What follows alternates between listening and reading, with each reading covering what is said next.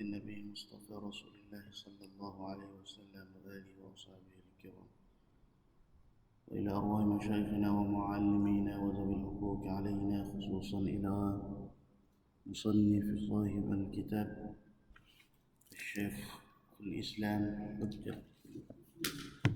حجة الإمام سيد الحبيب عبد الله بن علاوي الحداد الحضرمي الشافعي رحمه الله تعالى، وسائر سادتنا والصديقين. الفاتحة.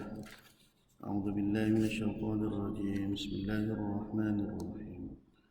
الحمد لله رب العالمين الرحمن الرحيم مالك يوم الدين، إياك نعبد وإياك نستعين، اهدنا الصراط المستقيم، صراط الذين أنعمت عليهم غير المغضوب عليهم ولا الضالين.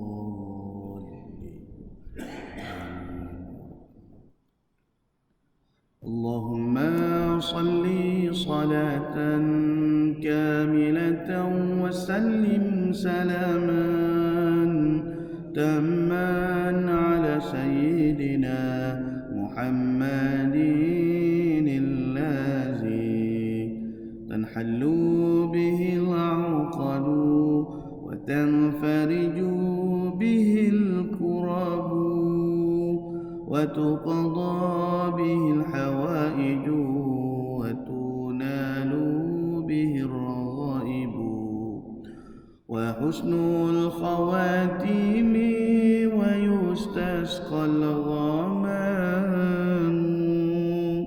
بوجهه الكريم وعلى آله وصحبه في كل لمحة ونفس بعدد كل معلوم لك. اللهم صل صلاة كاملة وسلم سلاما تاما على سيدنا محمد الذي تنحل به العقد وتنفرج به الكرب وتقضى به الحوائج وتنال به الرغائب، وحسن الخواتيم ويستسقى الغمام بوجهه الكريم وعلى آله وصحبه في كل لمحة ونفس بعدد كل معلوم لك. اللهم صل صلاة كاملة وسلم سلاما تاما على سيدنا محمد الذي تنحل به العقد وتنفرج به الكرب وتقضى به الحوائج وتنال به الرغائب، وحسن الخواتيم ويستسقى الغمام بوجهه الكريم وعلى آله وصحبه في كل لمحة ونفس بعدد كل معلوم لك. الحمد لله رب العالمين، والصلاة والسلام على أشرف الأنبياء والمرسلين وعلى آله وصحبه أجمعين. سبحانك لا علم لنا إلا ما علمتنا إنك أنت العليم الحكيم. ولا حول ولا قوة إلا بالله العلي العظيم. رب اشرح لي صدري ويسر لي أمري واحلل عقدة من لساني يفقه قولي وسدد لساني واهد قلبي بحق سيدنا وجدنا رسول الله صلى الله عليه وسلم. يا أيها الذين آمنوا اصبروا وصابروا ورابطوا واتقوا الله لعلكم تفلحون. اللهم أرنا الحق حقا وارزقنا اتباعه. Ya Allah, ya Tuhan kami, tunjukkanlah kepada kami yang benar itu sebenar-benarnya, dan jadikanlah kami di kalangan orang yang mengikuti akan kebenaran. Wa arinal batila batilan warzuqna ijtinabah. Ya Allah, tunjukkanlah kepada kami yang batil, yang sesat itu sebenar-benarnya sesat, dan jauhkanlah kami daripada mengikuti akan kebatilan dan kesesatan. Rabbana iftah bainana wa baina qaumina bil haqqi wa anta khairul fatihin. إلهي أنت مقصودي ورضاك مطلوبي أعطني محبتك ومعرفتك يا الله. نويت الاعتكاف في هذا المسجد سنة لله تعالى. نويت التعلم والتعليم والتذكر والتذكير والنفع والانتفاع والإفادة والاستفادة والحث على التمسك بكتاب الله وسنة رسول الله والدعاء إلى الهدى والدلالة على الخير بابتغاء وجه الله ومرضاته وثوابه وقربه سبحانه وتعالى. Hadirin sekalian jemaah yang dirahmati lagi diberkati oleh Allah Ta'ala sekalian. Alhamdulillah, syukur kepada Allah Ta'ala dulu, kini dan selamanya, di atas segala pemberian dan juga nikmat yang Allah Ta'ala telah berikan ke atas diri kita. InsyaAllah kita sambung pengajian kitab kita An-Nasaihud Diniyah wal Wasayal Imaniyah, nasihat agama dan wasiat keimanan li Syekhul Islam Hujjatul Imam Sayyidul Habib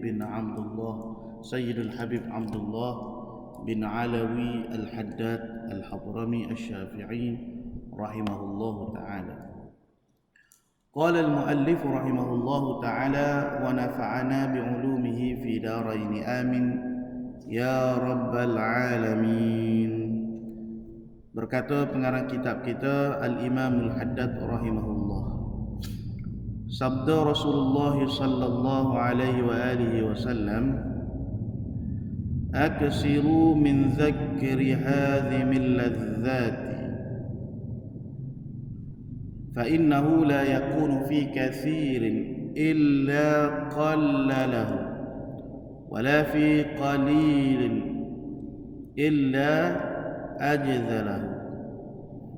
Jadi hadis yang diriwayatkan oleh Al-Imam Al-Baihaqi rahimahullahu taala daripada Abdullah bin Umar radhiyallahu anhu, Rasulullah sallallahu alaihi wasallam bersabda, kata Nabi, aksiru min zikri hadhimil ladzati, perbanyakkan olehmu mengingati, aksiru min zikri hadhimil ladzati, perbanyakkan olehmu daripada mengingati tentang perkara-perkara yang memutuskan ataupun yang menghapuskan segala kelazatan, segala kesedapan, iaitulah kematian ataupun maut. Kerana tidaklah ia yakni mengingati akan kematian ataupun menyebut tentang kematian berada pada ketika banyak, iaitu banyak angan-angan dan keduniaan, melainkan apabila kita menyebutkan tentang kematian itu akan menyedikitkan angan-angan dan keduniaan tersebut. Wala fi qalilin illa ajzalahu, dan tidaklah ia yakni mengingati menyebut tentang kematian berada pada ketika sedikit. Apa makna ketika sedikit? Iaitu ketika sedikitnya amal ibadah, amal ketaatan yang kita lakukan, illa ajzalahu, melainkan akan memperbanyakkan amal ibadah, amal ketaatan tersebut. Baik, jadi masih lagi ataupun kita sambung nasihat Al-Imam Al-Haddad berkenaan dengan banyak ke ingat tentang kematian. Sebut zikrul maut dipanggil. Sebut dengan lidah serta sedar di dalam hati, sebut. Sebab Nabi raya, bila kita cerita tentang kematian ni, kita banyak mengingati tentang mati. Maka dia akan mensegerakan kita untuk meninggalkan maksiat, dan akan menyebabkan kita ni menambahkan, memperbanyakkan, melipat gandakan ketaatan dan juga ibadat kepada Allah. Ubat, dipanggil ubat. Cara nak suruh kita ni tinggal maksiat, berasa tak kenal, berasa nak benci kepada maksiat, dan berasa nak gemar kepada ketaatan. Apa dia? Iaitu kita ingat kepada mati banyak. Tu siapa dia ajar tu? Nabi sallallahu alaihi wasallam sebut. Sebab bila kita sebut tentang kematian ni, kita akan datang ke insafan, kita akan rasa kesedaran, kita mari memikir, lagu manalah nasib lepas pada kita mati, lagu manalah nasib hamba, nasib diri aku ni. Jadi bila kita selalu menyebut tentang perkara tersebut, yang menyebabkan kita ni rajin melakukan taat, dan kita meninggalkan segala angan-angan yang panjang, cita-cita yang sia-sia, cita-cita yang cita-cita yang panjang harapan tentang keduniaan. Sebab orang ahli dunia ni makna orang yang ada dalam hati dia penuh kecintaan kepada dunia dan tak nak mati. Dia tak suka bila kita cerita, bila kita bercakap, ataupun bila dia diperingatkan tentang kematian. Sebab dia akan menyebabkan dia tak akan maju. Dia kata, apa ni dia bercakap pasal kematian ni, tak majulah kita, tak moden lah kita, tak berjaya lah kita. Sedangkan orang yang sebenar-benar berjaya, macam kita sebut pada pertemuan yang lalu, apa kata Allah, sesungguhnya setiap kullu nafsin za'iqatul maut wa innama tuwaffawna ujurakum yawmal qiyamah faman zuhziha 'anil nari wa udkhilal jannata faqad faz wa mal hayatud dunya illa mata'ul ghurur. Setiap yang bernyawa pasti akan merasai kematian. Wa innama tuwaffawna ujurakum yawmal qiyamah, dan bahawasanya pada hari kiamat itulah disempurnakan balasan bagi kamu. Faman zuhziha 'anil nari wa udkhilal jannata faqad faz, maka barang sesiapa yang diselamatkan dirinya daripada neraka kemudian dimasukkan ke dalam syurga, faqad faz, dialah orang yang sebenar-benar berjaya, sebenar-benar moden, sebenar-benar yang ke depan. Wa mal hayatud dunya illa mata'ul ghurur. Tidak adalah kehidupan kesenangan di dunia ini melainkan hanyalah kesenangan, kesedapan yang menipu daya. Baik. Jadi kejayaan yang sebenar adalah kejayaan di negeri akhirat. Kita beriman kita lah, kita dah pergi. Orang nak kata gapo pun, Allah dia ni kat kaki masjid, dia ni kat macam-macam lah. Jadi ahli dunia ni dia tidak akan sekali-kali muafakat dengan ahlul akhirah. Lepas tu adakah kita kata kalau kita jadi ahlul akhirah ni kita kena tinggal dunia? Ada.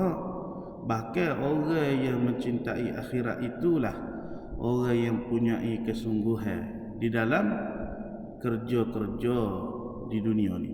Kalau dia diberikan amanah, dialah orang yang paling berpegang teguh dengan amanah yang dilaksanakan.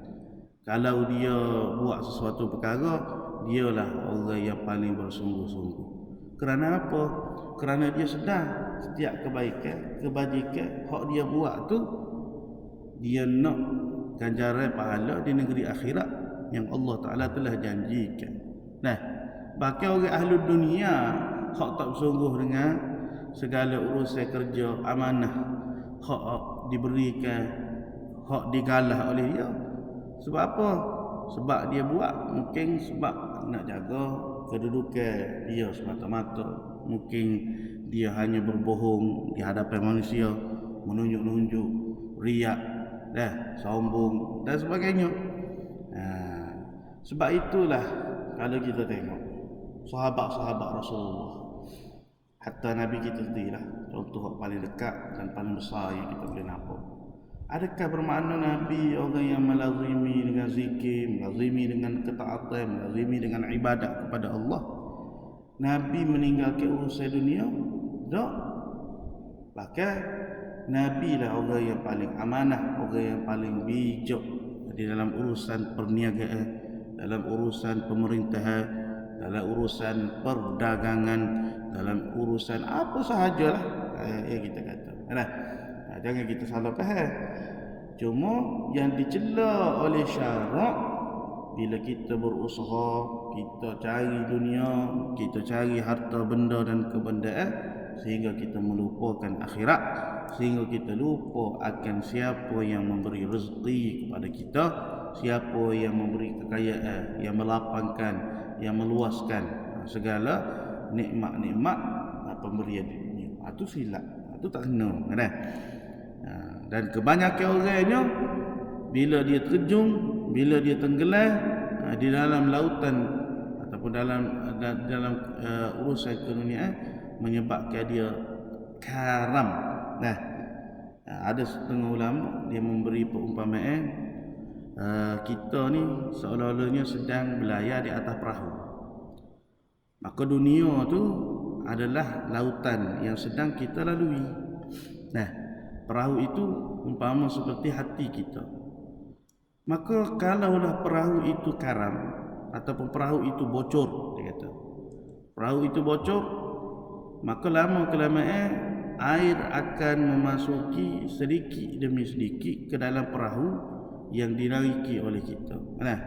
Akhirnya kita terpesona dengan keadaan kecantikan lautan yang dalam. Seronok tengok dah, tak berasa air sedikit demi sedikit menembusi perahu. Akhirnya tenggelam, karam kita di dalam lautan tersebut. Begitu juga umpama bila kita duduk di dunia ni tak dapat tidak, maknanya kita akan menempuhi sakit, susah, nak bayar tu, nak bayar ni, naik kereta nak kena beli nak kena isi minyak, nak kena jaga maintenance minyak hitam, nak kena jaga tayar. Maknanya memerlukan kepada duit. Memerlukan kepada orang panggil harta. Jadi tak dapat tidak, kena lalu, kena tepuh. Metaka kalau orang kata ingat kepada akhirat kak, tak bakal kereta, tak duduk rumah besar begitu kok. Tak. Lalu macam biasa. Tapi jangan sampai keseronokan, kesedapan duniawi yang kita nikmati itu menyebabkan hilangnya rasa kelazatan dan kenikmatan untuk kita melakukan ibadah dan ketaatan kepada Allah. Baik. Kemudian ada hadiah lain kata Rasulullah sallallahu alaihi wasallam, aksiru min zikri hazimil ladzatil mauti. Perbanyakkan daripada mengingati yang mana bila kita sebut tentang kematian ni, dia akan memutuskan segala kesedapan. Betul lah. Orang sakit pun dia dah tak ada, orang panggil rasa nikmat kehidupan. Kena rawit, makan gapa satu tak berasa. Hilang dia rasa. Hak manis berasa tawa, hak masak berasa tawa, hak pedas sama je saja. Tu kalau kena covid ataupun orang sesama hidung dan sebagainya kan.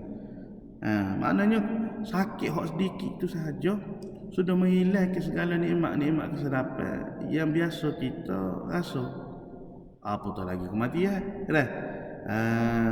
Sebab sakarat ni kematian bukanlah orang panggil suatu keseronokan yang kita kata best dok dah. Kalau bukan kita tu orang yang beriman, kita tu orang yang dekat dengan Tuhan, Allah dah. Kesakitan dia tu akan dapat dirasai lagi setelah mana kita dibangkitkan di akhirat esok. Nah, sebab itulah kata Sayyidina Umar radhiyallahu anhu, kematian itu diumpamakan seperti sakarat tu diumpamakan seperti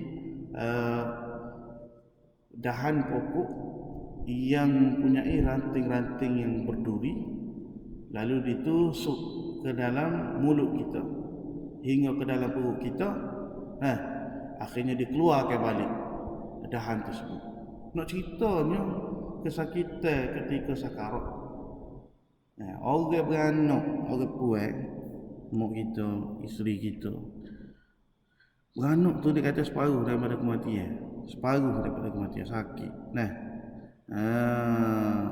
Kalau orang kena operate, buat pembedahan, caesar, kadang-kadang anak besar umur 5 tahun, 4 tahun, 7 tahun duk berasa lagi ngilu-ngilu sakit. Tak boleh nak buat kerja berat, tak boleh nak mengangkat benda-benda berat, nak kena duduk slow-slow. Sebab apa? Sebab kesakitan ketika pembedahan nak beranak, seorang-seorang anak tu masih lagi terasa. Hak tu ibarat kita kata sakit hak dunia. Oh ni sakarat. Ambolah hak kena tepuhnya, hak utama hak cakap ni. Maka kesakitan tu bila kita bangkit di akhirat esok, di yaumul ba'ts, malaikat tiup sangkakala yang kedua, semua makhluk Allah ni bangkit. Mana mati, maka kesakitan ketika mana kita sakarat nak mati tu masih terngiang-ngiang, masih rasa sakit lagi. Itu dahsyatnya sakarat. Jadi bila kita kata sebut tentang kematian, sebut kepada kematian, banyak memperingati mati Nabi kata. Sebab kematian itu memutuskan segala kelazatan-kelazatan. Kematian itu adalah penghapus segala kelazatan-kelazatan duniawi.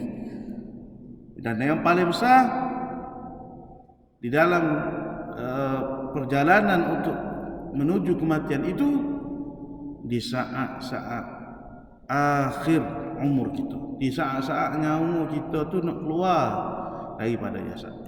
Sebab itu Allah kata dalam Quran, a'udzu billahi minasyaitonir rajim, falawla idza balagatil hulqum wa antum hina idzin tanzurun wa nahnu aqrabu ilayhi minkum walakin la tubsirun falawla in kuntum ghayra madinin tarji'unaha in kuntum sadiqin. Maka alangkah eloknya kalau semasa, yakni roh seseorang yang hampir mati itu sampai ke kerongkongannya. Ini dia panggil apa? Tertutup pintu taubat buat diri kita. Bila roh dah sampai di kerongkongan, maka ketika tu, sedangkan pada masa itu kata Allah berada di sekelilingnya menyaksikan keadaannya. Jadi orang nak mati, waktu roh nak tercabut daripada jasad, dia dah nampak apa dia balasan yang dia akan terima. Jadi kita sebut dengan lepas dah. Sedihnya orang beriman ni nak pisah dengan keluarga dia, anak dia, bini dia, harta dia, tetapi hilang setelah mana dia nampak janji-janji, nikmat-nikmat syurga yang Allah Ta'ala bentangkan di saat-saat dia nak mati. Walaupun sedih nak tinggal bini, sedih nak tinggal anak, sedih nak tinggal keluarga, tapi nampak nikmat syurga, nampak nikmat Allah seronoknya, hilang sedih. Tapi kalau orang yang maksiat kepada Tuhan, sedih. Duk mikir harta aku pas ni nak bagi ke siapa. Siapa dia lah nak urus-urusan. Mana dia bimbing anak-anak dia merana, dia bimbing harta benda dia musnah, macam Imam Haddad sebut dululah. Tapi kesedihan dia ditambah lagi bila dia nampak azab Allah. Dia nampak apa dia tepat, hak dia akan dapat, hak dia akan pergi setelah mana dia tak boleh mati. Maka kata Allah, wa antum hina idzin tanzurun wa nahnu aqrabu ilaihi minkum walakin la tubsir. Sesungguhnya kami, yakni Allah, ilaihi kepada kamu, sesungguhnya kami ni lebih dekat, kami lebih dekat kepadanya daripada kamu, walakin la tubsir. Ialah orang hidup dia nampak kita hak nak meninggal ni duk berasa dekat dah, tapi Allah Ta'ala kata wa nahnu aqrab, aku yakni kami ini lebih dekat lagi, walakin la tubsirun, akan tetapi kamu yakni orang yang hidup kita tidak melihat, tidak berasa. Apa makna dekat di sini? Dekat dengan janji Allah, dekat dengan balasan Allah, dekat dengan rahmat Allah, dekat dengan kasih sayang Allah. Bahkan dalam ayat yang lain apa kata Allah, wa nahnu aqrabu ilaihi min hablil warid. Sesungguhnya kami ini, yakni Allah, lebih dekat kepada kamu daripada hablil warid, urat jemarah, urat jemerih dia kata. Urat jemerih kita ni dengan kita dekat, tapi Allah Ta'ala tu dekat lagi dengan kita. Apa makna Allah dekat tu? Adakah bermakna Allah berjarak, dekat lawan jauh gitu kah? Bukan. Makna dekat di sini, dekat hanya dipanggil athar. Ayat min ataupun athar min af'alillah.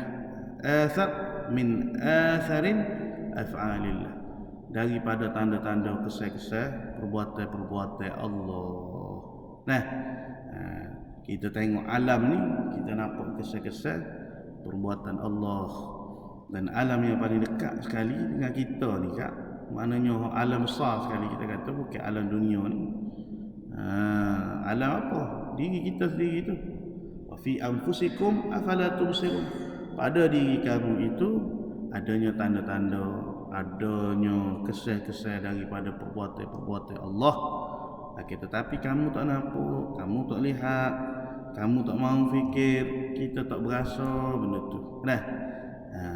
Walaupun kita kata benda tu adalah hadiah, benda tu adalah pemberian Tuhan, kashfu wijdan, kasyaf dan juga wijdan. Al-kashfu wal wijdan, pembukaan Tuhan. Tuhan buka hati kita sehingga kita boleh ingat pada dia, sehingga kita boleh nampak segala kesan-kesan perbuatan dia. Itu pemberian Allah. Bukan kita kata khoya-khoya, berasa dekat dengan Tuhan, berasa tu orang panggil maghrurin, orang yang terpedaya, orang yang mendakwa-dakwi. Dan tidak akan dapat kita ni berasa dekat, berasa kecap ataupun terbuka segala rahsia-rahsia ilahiyah. Terbuka tu makna faham di hati kita, faham. Allah bagi kepada kita kefahaman, kemampuan untuk rasa segala kesan-kesan perbuatan dia. Tak dapat tidak, mesti melalui jalanan mujahadah hati kita, mujahadah nafsu kita, buai sangka buruk duk bermain dalam hati kita. Sangka buruk kita ni banyak. Sangka buruk dengan Allah, sangka buruk dengan makhluk Allah. Maknanya benda tu kena belajar lah. Belajar. Kadang-kadang kita kata kita benci satu maksiat dah. benci kepada maksiat tu betul lah, waktu hak syarak suruh. Tapi hati ni duduk majlisah, hati ni duduk mempertikaikan dan sebagainya, kita lupa setiap perkara yang berlaku itu adalah ketentuan Allah, sama ada perkara yang baik ataupun perkara yang buruk. Maka di situ perlu kepada redha dengan qada dan qadar Allah. Hak soal kita benci kepada kemaksiatan, soal kita benci kepada kekufuran, betul. Tu orang panggil lapis pertama. Dari segi syarak suruh benci. Tengok kepada maksiat, wajib kena ada rasa tak kenal dengan perkara tersebut. Tengok dalam satu majlis, orang buka aurat, orang bercampur, ada arak dan sebagainya. Dalam hati, Allah, syarak suruh aku benci. Tapi benci itu benci dengan iman di hati. Bukan benci dengan berasa kita mulia pada orang yang duduk dalam itu. Benci dengan kemarahan, orang panggil apa, pandangan hina kepada suatu perkara. Jadi kalau kita benci itu kena tanya hati, benci tahu mana. Lepas tu duk mai serabut benci. Kena tengok bila benda tu dah berlaku, redha dengan qada dan qadar Allah dalam hati. Redha tu makna tenang hati, terima itu hak Tuhan berlaku. Itu asar min af'alillah, kesaksian. Ada hikmah dia kepada hak Tuhan nak tunjuk. Boleh jadi orang yang duduk dalam tu pun suatu hari boleh hidayah, boleh kebaikan dan sebagainya. Jadi benda tu kena latih. Benda tu perlu didik hati kita. Sangka baik kepada Allah, sangka baik dengan setiap hamba-hamba Allah. Sebab kadang-kadang setengah orang bila dia benci, dia melampau-lampau dalam kebencian, akhirnya dia tak jadi dah. Dia benci kepada maksiat atau kerana Allah, tapi lebih kepada emosi, lebih kepada dendam, lebih macam-macam lah. Maka kena betul sama niat kita ni. Lepas tu kalau baru ni kadang-kadang ambo nak bagi apa ni nasihat lah. Nasihat dia juga tegur bersama. Jangan kita mendoakan saudara yang seagama dengan kita kehancuran seperti mana kita mendoakan kehancuran kepada seluruh orang panggil ke apa? Tentera-tentera Israel, Zionis yang jahat, tentera-tentera kafir lah, mudah cerita. Kadang-kadang setengah kita ni hanya berbeza dari segi pandangan ideologi politik. Ni minat, tu ni. Tak ada masalah lah. Soal berbeza, masing-masing ada pendirian dia. Ni ada prinsip dia. Benda dah lepas dah berlalu dah, dah tahu dah siapa menang, siapa kalah kan. Cuma nak royak kadang-kadang kita pergi letak ke doa kehancuran hak sepatut kita beri kepada orang kafir, kepada orang Islam. Hak ni tak patut. Dibaca doa kunut nazilah. Kunut nazilah ni kita nak suruh hancur orang Zionis. Laknatullah tu hak bunuh, hak sembelih orang Islam. Alhamdulillah sekarang ni ada genjatan senjata dah. Slow dah lah sikit. Tapi kakak Yahudi laknatullah tu dia tak dikira. Dia bahasa nak sekali dia. Jadi kita doa kepada dia Allahumma inna naj'aluka fi nuhuri a'da'ina wa na'udzubika min syururihim wa dhahikihim. Allahumma baddib syamlahum. Ya Allah, warak peranda, pecahkan, hancurkan kumpulan mereka. Jadi kumpulan hak kita sebut dalam kunut nazilah tu kumpulan mana? Yahudi Zionis laknatullah tu. Ni kita tuju ke orang hak beza dengan ideologi kita, hak beza dengan kumpulan kita. Hak mana mereka pun Islam seperti mana kita, ngucap dua kalimah syahadah, semaya ban mata kita. Tu tak patut. Tak leh kita pergi letak mana soal kita nak berjuang, soal kita semangat dengan kumpulan kita, dengan parti kita. Silakan. Tak ada masalah. Tapi jangan sampai melampau. Jangan sampai orang panggil tepuh sepadan. Itu tak boleh. Soal semangat silakan, tak ada masalah. Jadi bila kita orang panggil berdoa, doa ni dia ada belaka mana-mana pun kamu, belah ni pun sama, belah sana pun sama.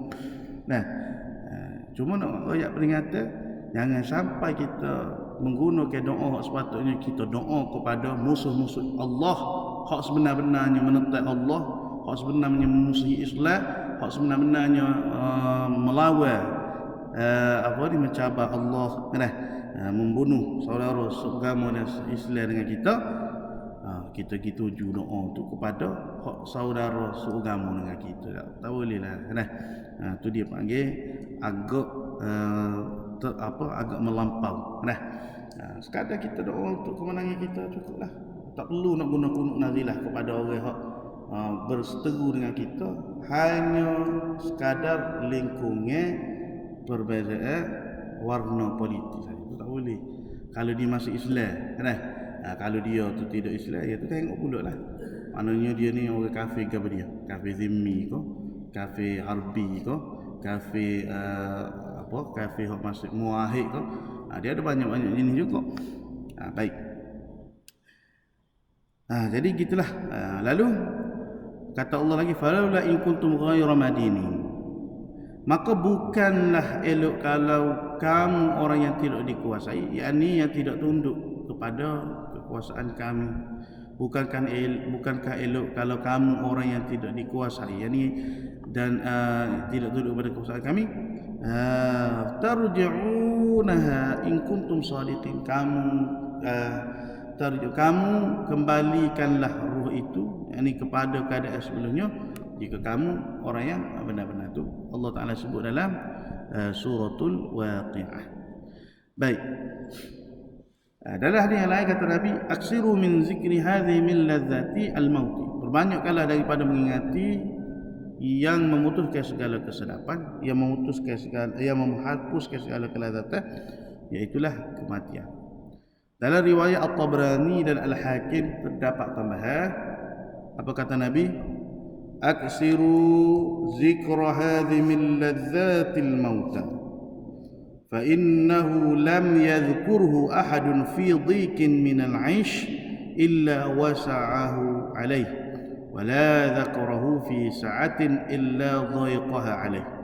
Perbanyakkanlah mengingati yang memutuskan segala kesedapan, itulah kematian. Kerana sesungguhnya tidaklah seseorang yang mengingatinya pada waktu sempit kehidupannya kecuali Allah Ta'ala akan meluaskannya, dan tidaklah seseorang mengingatinya pada waktu luas, yakni ketika mana kehidupannya diberi kesenangan, kecuali ia akan menyempitkan. Macam yang tadilah kita kata tu, orang yang panjangnya, orang yang panjang cita-cita dia kepada dunia, malah nak buat taat, jadi berasa rajin, berasa nak buat maksiat, berasa orang yang nak buat maksiat berasa nak tinggal, orang yang sedikit taat berasa nak lipat ganda. Kemudian dalam satu hadis bagaimana Nabi nak ajar kepada kita supaya kita ni rasa khusyuk dalam sembahyang. Apa kata Nabi? Nabi kata azkuril mauta fi salatika fa inna ar-rajula idza dzakara al-mauta fi salatihi fa hariyun an yuhsina salatahu wa salli salata rajulin la yadhunnu annahu yusalli salatun ghayraha wa iyyaka wa kull amrin ya'tadhiru min. Ingatlah kematian di dalam salatmu. Azkuril mauta fi salatika. Ingatlah kematian dalam salatmu. Kerana apa? Jika seseorang, yakni lelaki ataupun perempuan, iza zakaral mauta, bila dia ingat tentang kematian fi salatihi, di dalam sembahyangnya, fa hariyun an yuhsina salatahu, maka ia akan memperelokkan sembahyangnya. Kita kalau kita mari mikir, sebab tu antara perkara waktu imam sunat sebut sebelum takbir, salatul wajah. Sembahyanglah kamu seperti mana solat yang terakhir, solat yang last, solat perpisahan di antara kamu dengan dunia. Salatul wada'. Semaya kalau kita rasa dalam hati kita, ni semaya waktu akhir ni, ni tak ada dah. Bahkan kita pun tak boleh nak jamin subuh esok kita boleh mari masjid, subuh esok kita boleh semaya lagi subuh, boleh tentu lagi. Dan boleh jadi semaya ni terakhir ni semaya kita hidup dalam dunia ni. Arwah apa ni, hak meninggal itu semaya subuh di surah semaya dah lah semaya subuh malam tu siap azan isyak. Pagi esok ke tu naik motor meninggal, maknanya dia pun tak sedar, dia pun tak perasan kata hak semalam semaya isyak dia hak terakhir di surah. Malam esok ke tak ada lah, meninggal lah. Jadi gitulah kita. Jadi bila kita ingat kita ni semaya, hak kita buat ni semaya terakhir, ketika tu kita akan rasa kita akan memperelokkan sembahyang ni. Solatlah seperti solat orang yang tidak menyangka dia masih mempunyai kesempatan untuk mengerjakan solat lain selain solat yang sedang dilakukan itu. Kemudian kata Nabi, berhati-hatilah wa iyyaka kullu amrin ya'tadhiru min, dengan perkara yang kelak kamu meminta keuzuran kerana tidak dapat memenuhinya. Tak apalah, minta esoklah. Tak apalah. Macam kita kata kita sedekah. Sedekah ni untuk hamba lah. Kadang-kadang kita tahu ada orang ngepeng ke WhatsApp ke Facebook lalu minta sumbangan. Hati ni berasa nak uyah, bos 10 ya, boleh 5 ya, baru ya. Lepas tu galik dengan benda lain. Habis dengan kita. Ataupun nak uwi berasa saya lepas tu esok mari pula lalu dalam hati ni nak uwi 50, maknanya ada keazaman, ada cita-cita yang baik, tapi duk main tangguh. Akhir sekali bila dah dekat-dekat dengan kematian, saat-saat sakarat, masa tu nak minta, nak rayu dengan Tuhan, fa as-saddaqa wa akum minas salihin, aku nak sedekah, aku nak infak harta aku tak ada guna tu. Jadi kita kena latih sebelum tiba saat Tuhan janjikan kepada kita tu, lapaikan dada kita, go on, tak payah mikir banyak, je lepaskan. Sebab harta ni kalau kita makin pegang, makin simpan, semakin kuat rasa saya, semakin kuat rasa cinta kepadanya. Bahasa bakhil pun ada. Baik. Kemudian kata Rasulullah, kata pengarang kita, begitu juga Rasulullah sallallahu alaihi wasallam ketika bangun di waktu malam sering menyeru, ja'al mautu bima fih, ja'atir rajifatu tatba'uha ar-radifah, telah tiba maut dengan segala kehebatannya. Wallahu ta'ala alam wa ilmu atam. Jadi setakat inilah dulu untuk malam ini. Mudah-mudahan kita mengambil pengajaran dan manfaat daripada apa yang disampaikan oleh pengarang kitab kita.